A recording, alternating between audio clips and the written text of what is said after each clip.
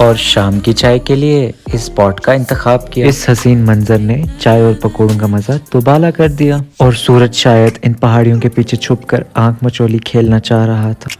Resort वापस पहुंचकर हम बंजारों को रूम नंबर 3 में आना पड़ा, यानी कि ये हमारा तीसरा रूम था।